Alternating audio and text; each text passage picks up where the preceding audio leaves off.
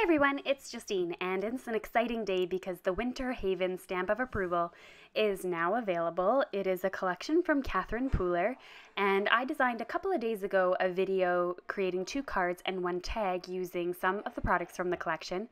And today I want to show off another product that was one of my favorites. It's this wreath die, and it's absolutely gorgeous. So I'm going to create multiple cards today. I'm going to create 2 different cards, one in gold and one in silver to show off the versatility.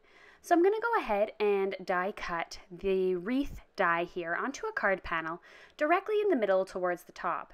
And the reason why I'm doing that is because I am going to be die cutting it directly onto the card panel itself that I'm going to attach to the card base. So I die cut 2 of them, and it is a very intricate die, but it pops out no problem. You just kind of have to go along and just help it through. I didn't have any areas that didn't die cut, so it was really quite easy. It just took a little bit to get all these little pieces out. So once I finished that, I held on to all of the pieces so that I was able to use a bunch of them to create some embossed looks. So I'm going to be inking this with VersaMark ink, and then I'm going to be covering it in gold embossing powder. And I'm going to try and create sort of some metal looking embellishments or metallic embellishments. And the way I'm going to do that is I'm going to actually heat emboss this several times. So it actually becomes quite thick and a sturdy piece instead of being kind of a flimsy sheet of paper. So after I finish heating it, on a separate sheet here, I put down the VersaMark, and the reason why I use a separate sheet is that if I were to use my scrap piece of paper underneath, all the powder would get stuck to it, so I like to do that separately. And then I just simply did it 3 times onto each one, and that way it thickens everything up, it looks amazing, and it creates a very sturdy die cut piece. And I did this on both of them, once in gold and once in silver, but since I've already shown you in gold, I'm just going to show you that instead of going on to the silver as well. I like to use some tweezers in order to hold the die cuts, but be careful because you will see the marks of the tweezers in there that you grab just a small part of it. So once I emptied all the embossing powder back in, you can see I have these 2 lovely wreaths. They're super thick, very gorgeous, as if I bought them in a package.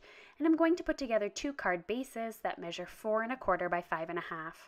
I'm going to take this negative piece here, and I'm actually going to fit in the wreath so that it becomes a 1-layer card, and I'm going to be fitting in the middle as well so that none of the scraps go to waste.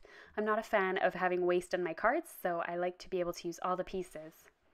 So I'm going to put this down as if it were a frame so I know exactly where to put the die cut elements. I'm then going to put in the wreath die as well as the centerpiece in the die. And then I'm going to be able to just stamp a sentiment in the center. So very quick and very easy.